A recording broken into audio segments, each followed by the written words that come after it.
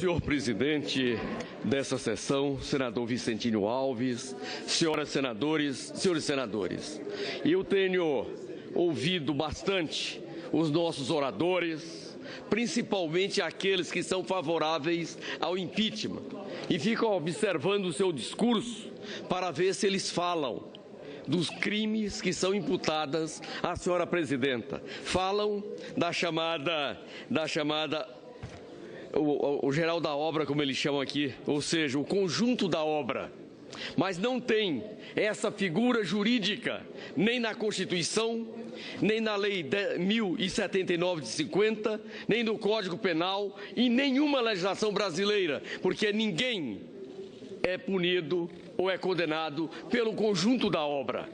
A senhora presidenta, senhor presidente Vicentinho Alves, é denunciada, é acusada de cometer 2 crimes. Um deles é o que diz respeito à equalização da taxa de juros da dívida do financiamento da agricultura brasileira no ano 2015.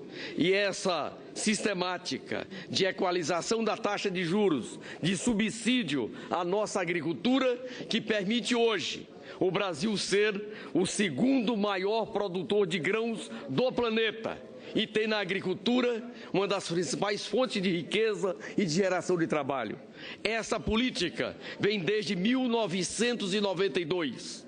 Portanto, desde 92 que nós temos a política de subsídio à agricultura brasileira. É a Lei 8.427. E nesta matéria não tem participação do senhor presidente ou da senhora presidente da República. É um ato feito pelo ministro da Fazenda, cumprindo as regulamentações do Conselho Monetário Nacional. Portanto, falar de pedalada nessa matéria é, no mínimo, tentar enganar 205 milhões de brasileiros. E eu sou um daqueles que aprendi que a verdade precisa ser dita, porque quanto mais clara é essa verdade, mais consciente a nossa população. Eu aprendi na vida também de que a elite brasileira, ao longo da sua história, sempre viveu enganando os mais pobres e os trabalhadores brasileiros, mas essa fase está passando. Não esqueçamos de que esta elite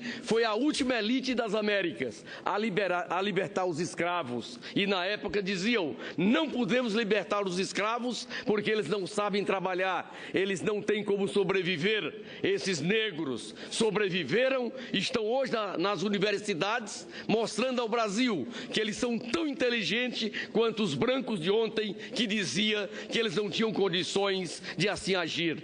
O subsídio da política agrícola brasileira, em 2015, 60% dele foi voltado para a agricultura familiar, para aquele que produz 70% do arroz, do feijão, da farinha de mandioca, que alimenta nós que vivemos nas cidades. E é esta crítica que exatamente eles querem evitar e fazem de uma maneira atravessada para diminuir a agricultura familiar e levar para o agronegócio. Nós apoiamos o agronegócio e a agricultura familiar, não tem diferença. E é exatamente por isso que aqueles que defendem o próximo governo, entre aspas, do seu Michel Temer, a primeira coisa que faz é acabar com o MDA, o Ministério do Desenvolvimento Agrário. E nós sabemos que até o final dos anos 90, tínhamos muitos conflitos na agricultura brasileira, tínhamos muitas dificuldades, mas na hora em que nós organizamos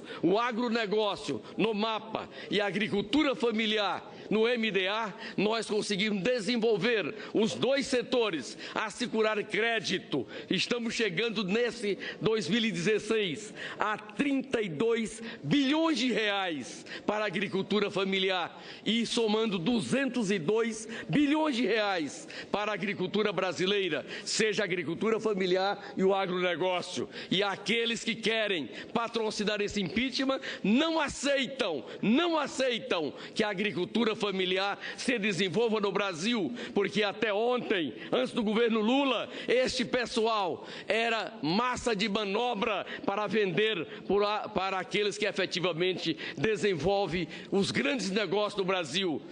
Nós temos agora uma novela chamada Velho Chico. É bom olhar a cara do coronel que faz, comprando dos pequenos a sua produção. E diz mais, nós não vamos plantar um pé de nada, porque tem os pobres produzindo, me vendendo, para que eu possa ganhar nas costas deles. Aquela novela do Velho Chico calha como uma luva nesse debate do impeachment, e fico aqui muito triste quando vejo vários senadores que conhecem a agricultura familiar, é decisivo nos seus estados, votando num projeto para impedir uma senhora presidenta que alavanque a agricultura familiar, mas nos seus estados faz outro discurso, e aquele que vai votar pelo impedimento da Dilma está votando para acabar com o MDA, como está no projeto de governo do senhor Michel Temer, que está chegando pelas portas do fundo. Eu sou um daqueles que entendo, todos tem o direito de ser presidente da República. O Lula foi eleito para isso, para mostrar que o pobre, o peão, o trabalhador, o agronegócio, todos têm direito, mas esta elite que trata os trabalhadores desta forma, é só ver a novela do Velho Chico, e ali representa exatamente a região mais sofrida do Brasil, que é a minha região, a região Nordeste, lá do nosso Ceará, que só no governo Lula é que o projeto do São Francisco começa a ser feito. Projeto esse que foi desenvolvido em 1847, ainda antes da metade do Segundo Império, e esse projeto ficou na gaveta, e foi com Lula e com Dilma em que nós hoje temos 87% desse projeto ali feito. Lembro muito bem do ensinamento do padre Cícero, em que dizia: quem nega um copo de água ao cristão não merece o reino do céu. E foi desta forma que padre Cícero se firmou na Caatinga e no Nordeste. E só com Lula é que as águas do São Francisco está chegando no Ceará, na Paraíba, no Rio Grande do Norte, no chamado Nordeste Setentrional. E é contra esses projetos em que esta elite não aceita. Nós assistimos, senhor presidente Vicentino Alves, ao longo da nossa história, os retirantes, os famintos, ocupando as estradas, as cidades para sobreviver. Isso veio até 2002. De 2003 para cá, a seca continua existindo, os pobres continuam existindo, mas não teve mais nenhuma ocupação de nenhuma cidade do Nordeste. Nunca mais nós levamos famílias para dar sustentação a grande negócio do estado de São Paulo. Aliás, desde 1906, há 110 anos que o estado de São Paulo não elege um presidente da República. Portanto, este que está chegando, quer chegar pela porta dos fundos, mas não disputando o voto democrático de todo o território nacional. Quero registrar também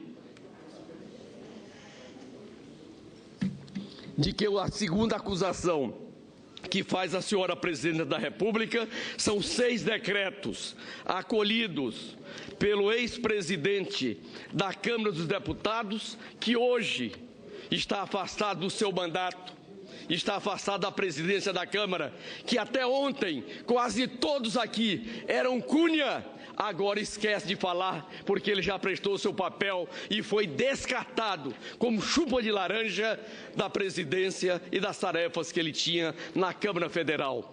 Quando você olha do que ele é acusado, parece muito mais um conjunto de normas feita pelo médico do que propriamente denúncia, porque não cabe na sua ficha corrida o que ali está. E os 6 decretos que ele acolheu está na página 99 do parecer do relator e aprovado por maioria de voto, e que hoje nós estamos analisando. Desses 6 decretos, 3 deles, o relator, e que nós aprovamos, diz, não teve nenhuma alteração na meta primária. E esses 3 decretos, segundo o relator, somam 93,4 bilhões de reais. Foram remanejamento. Ele aqui na coluna que trata do impacto primário coloca 0.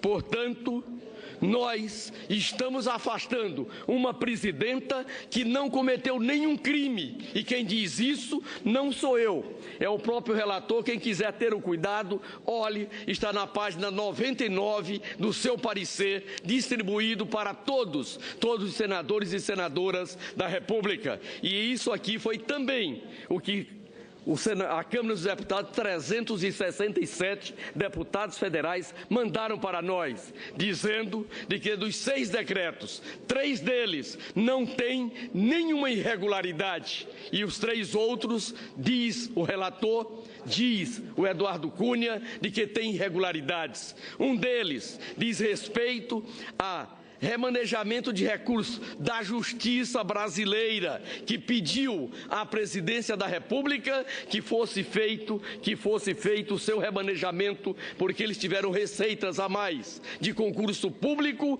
e só pode ser aplicado dentro do próprio Poder Judiciário. E eu não entendo que o Poder Judiciário brasileiro iria levar a senhora presidenta a praticar erros. O outro decreto diz respeito ao remanejamento de excesso de receitas das universidades brasileiras que fizeram o Enem, fizeram concurso público, teve saldo positivo e eles pediram autorização para investir na própria universidade. E o terceiro decreto trata do pagamento de 700 milhões de reais de juros da dívida pública interna, que termina contribuindo para melhorar o desempenho primário do Brasil. É disso o que a senhora presidenta é acusada. E é por isso que todos nós dizemos, não tem crime, tem previsão na lei orçamentária para assim proceder. Tem o PLN 5, que nós aprovamos no Congresso Nacional por ampla maioria de votos, como fizemos sempre ao longo da nossa história. Por isso é que eu tenho clareza de que nós estamos cometendo uma das maiores injustiças que eu já assisti, quando se procura atribuir um crime de responsabilidade ou qualquer outro crime a qualquer pessoa. E sobre isso é bom compreender de que esse processo inicia pela compra de um parecer por R$45 mil.